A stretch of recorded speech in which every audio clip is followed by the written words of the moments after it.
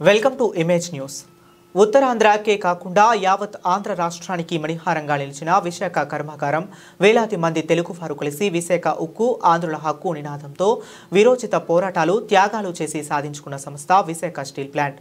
పునరుజ్జీవింపజేయడానికి NDA ప్రభుత్వం అన్ని విధాల సహకారం అందిస్తుందని టీడీపీ జిల్లా అధ్యక్షుడు జ్యోతుల నవీన్ కుమార్, ఉభయ గోదావరి పట్టపోదుర్ల ఎమ్మెల్సీ అభ్యర్థి తారాబత్తుల రాజశేఖర్లు మీడియా సమావేశంలో పేర్కొన్నారు. కాకినాడ జిల్లా తెలుగుదేశం పార్టీ కార్యాలయంలో నిర్వహించిన మీడియా సమావేశంలో వారు మాట్లాడుతూ విశాఖ స్టీల్ ప్లాంట్ను కాపాడుకునేందుకు 11,440 కోట్ల ఆర్థిక ప్యాకేజీని ఇచ్చేందుకు కేంద్ర ఆర్థిక వ్యవహారాల కేబినెట్ కమిటీ ఆమోద ముద్ర వేసిందన్నారు. విశాఖ ఉక్కును ప్రైవేటు పరం చేయాలి, ఉక్కు ఆస్తులను అమ్ముకోవాలని జగన్ రెడ్డి ప్రయత్నిస్తే విశాఖ ఉక్కును ఏ విధంగా పరిరక్షించాలని చంద్రబాబు కూటమి నాయకులు అహర్నిశలు శ్రమిస్తున్నారన్నారు.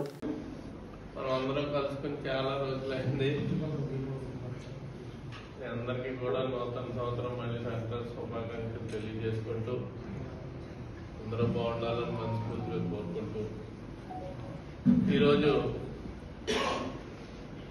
మీ అందరికీ తెలిసిన ఏదైతే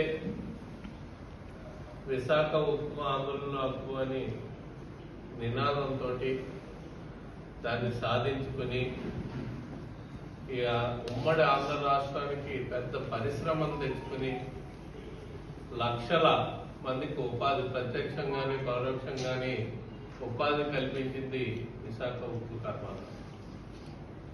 అటువంటి కర్మాగారం గత ప్రభుత్వంలో చూసుకున్నట్లయితే ఆల్మోస్ట్ చివరి స్థాయికి దాన్ని లాస్ట్ నుంచి కింద స్థాయి వరకు కూడా ప్రైవేటీకరణ చేసే ప్రయత్నంలో దాన్ని మనందరికీ తెలిసిన విషయం.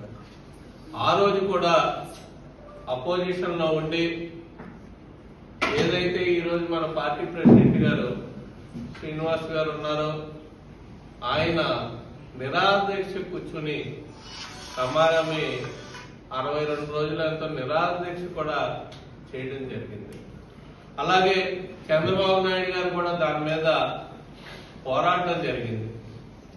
అవన్నీ పోరాట ఫలితాలే ఈ రోజు మనకు మళ్ళీ దాన్ని ప్రైవేటీకరణ మాట పక్కన పెట్టి దానికి 11,440 కోట్ల రూపాయలు ఆర్థిక సహాయాన్ని కేంద్రం అందించింది అంటే దాని కృషి చంద్రబాబు నాయుడు గారు అని చెప్పక తప్పదు.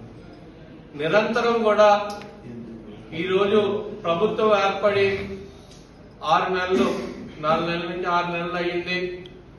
ఈయన ఎప్పుడు ఢిల్లీకి వెళ్ళినా సరే మన రాష్ట్రానికి ఏదో రూపంలో ఫండింగ్ తేడం జరుగుతుంది.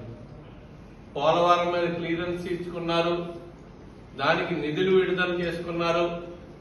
విశాఖకి ఈరోజు 11,440 కోట్ల రూపాయలు ఆర్థిక సహాయం అందించే విధంగా పోరాటం చేశారు.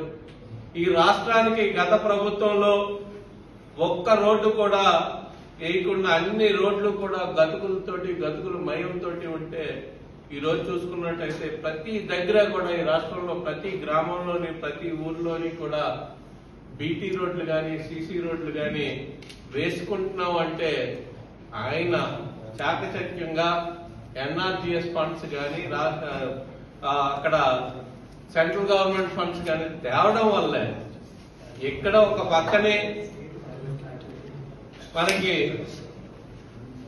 ఆదాయాన్ని సమకూర్చుకుంటూ అభివృద్ధిని కూడా చేసుకుంటూ ఏదైతే గత హామీలు ఉన్నాయో సంక్షేమాలను కూడా అతి తొందరలోనే అభివృద్ధిని సంక్షేమాన్ని సమానంగా పరుగులు పెట్టిస్తూ రాష్ట్రాన్ని అభివృద్ధి చేసే దిశగా చంద్రబాబు నాయుడు ఆలోచన ఉంటుంది. గతంలో జగన్మోహన్ రెడ్డి గారు ఎప్పుడు ఢిల్లీ వెళ్ళినా సరే ఆయన కేసుల గురించో లేకపోతే ఇతర దాని గురించో ఎప్పుడు మాట్లాడుకునేవారు కానీ రాష్ట్ర అభివృద్ధి గురించి కానీ భావితరాల భవిష్యత్తు గురించి కానీ ఎప్పుడు కూడా పట్టించుకున్న దాఖలాలు లేవు. దానికి నిదర్శనమే ఈ 5 నెలల్లో 6 నెలల్లో మనం చూపించే అభివృద్ధి కానీ రాష్ట్ర అభివృద్ధి కానీ మనకి తేటతెల్లంగా కనపడుతుంది.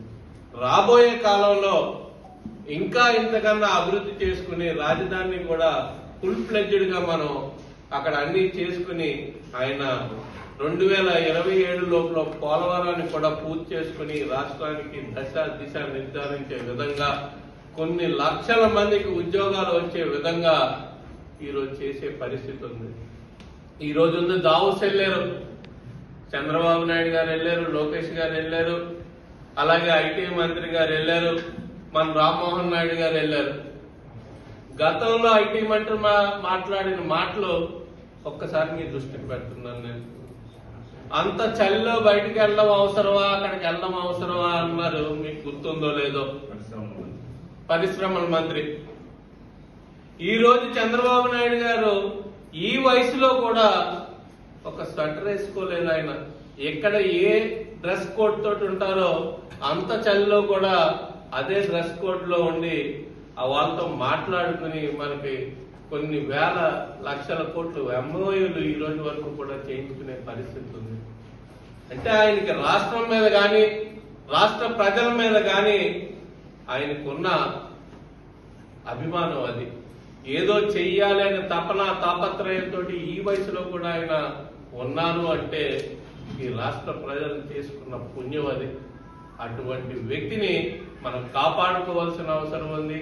ఈ రాష్ట్ర ప్రజల భవిష్యత్తుని కాపాడుకోవాల్సిన అవసరం ఉంది, భావితరాల భవిష్యత్తుని కాపాడుకోవాల్సిన అవసరం ఉంది. కాబట్టి మరొకసారి చంద్రబాబు నాయుడు గారికి అలాగే పవన్ కళ్యాణ్ గారికి కూడా కృతజ్ఞతలు తెలియజేసుకుంటూ, లోకేష్ గారికి కూడా కృతజ్ఞతలు తెలియజేసుకుంటూ మంచి భవిష్యత్తు అందరికీ ఉండాలని మనస్ఫూర్తిగా కోరుకుంటూ సెలవు తీసుకుంటున్నాను. Thank you.